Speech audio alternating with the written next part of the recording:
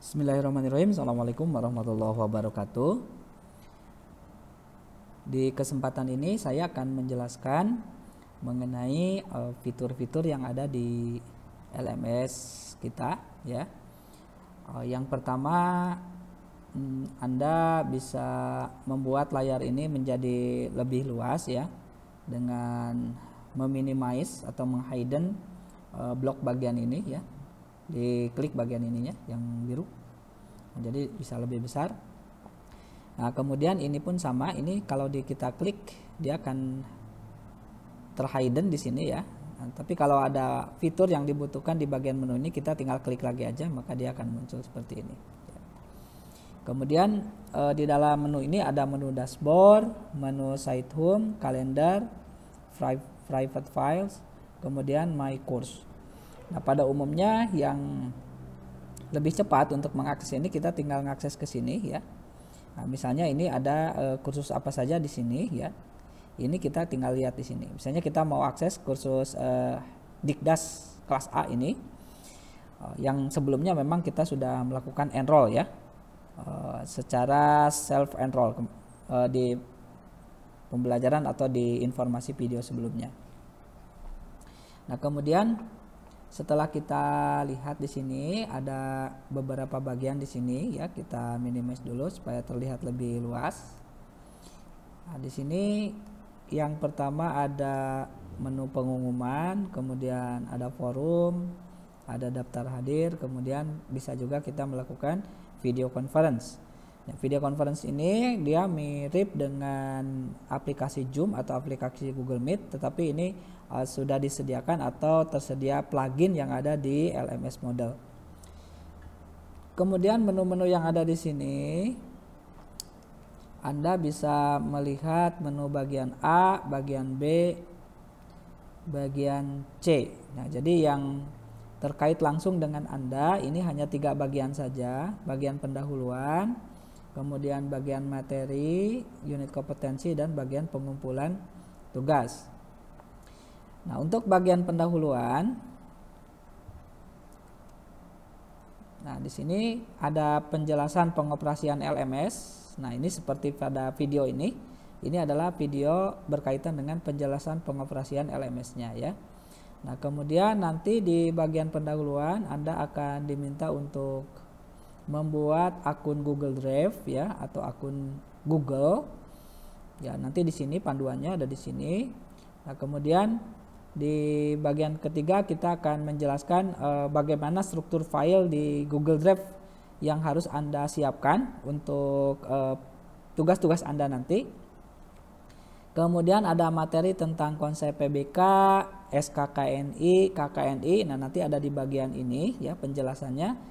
Kemudian pada bagian akhir di pendahuluan ini Anda akan diminta untuk memilih satu program pelatihan dan satu unit kompetensi yang akan menjadi referensi dalam mengembangkan tugas-tugas berikutnya di metodologi kualifikasi jenjang 4 ini ya. Nah, ini di bagian pendahuluan. Nah, kemudian di bagian B ya, ini di bagian B kita bisa klik bagian B.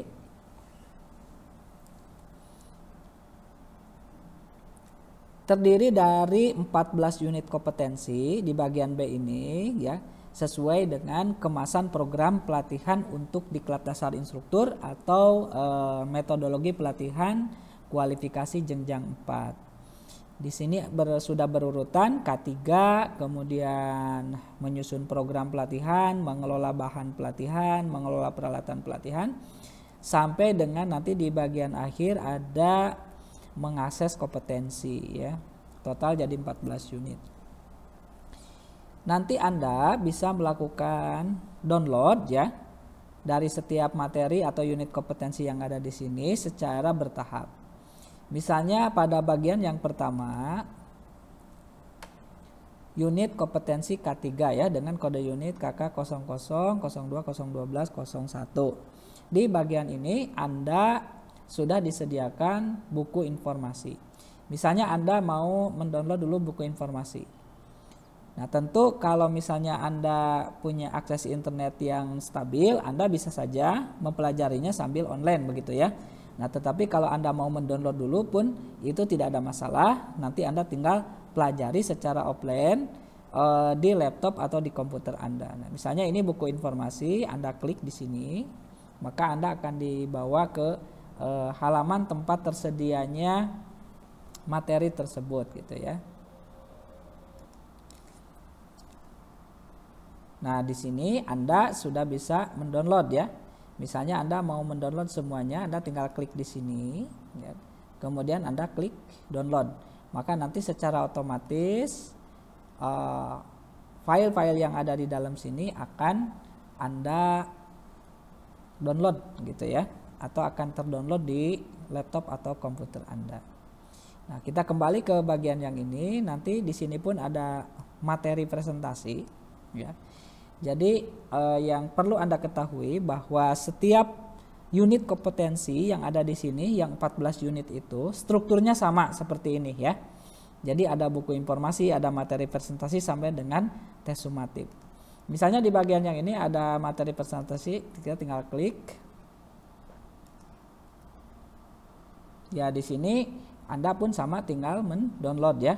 Di sini diklik, kemudian klik download. Nah, nanti secara otomatis materi ini akan terdownload di tempat Anda. Ya, jadi yang ada di sini semua Anda bisa download ya, kecuali tes sumatif ini Anda tidak bisa download ya, karena memang soal langsung ada di situ. Anda mendownload ini nanti tinggal disusun di laptop Anda berdasarkan urutan ini ya. Misalnya seperti ini. Anda telah mendownload misalnya dari K3 sampai dengan MA. Nanti Anda susun misalnya materi unit kompetensi pertama ya. Anda susun ada folder B11 sampai dengan tes sumatif misalnya. Kemudian buku informasi hasil downloadan tadi Anda simpan di sini.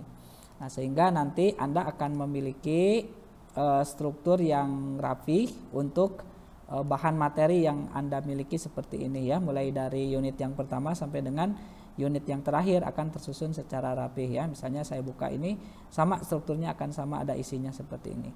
Nah, ini semua itu di-download dari Anda yang tadi ya, di-download dari sini. Ya. Jadi itu yang perlu Anda lakukan. Nanti setelah Anda selesai semua ya mengerjakan ini, termasuk nanti ada contoh tugas gitu ya, kemudian ada penjelasan contoh tugas. Ini nanti bisa dalam bentuk video atau dalam bentuk video conference, ini nanti sangat situasional. Kemudian ada template tugas di sini, misalnya ini yang ketiga, template tugasnya seperti apa, kita bisa buka, kemudian kita pun bisa download begitu ya untuk templatenya.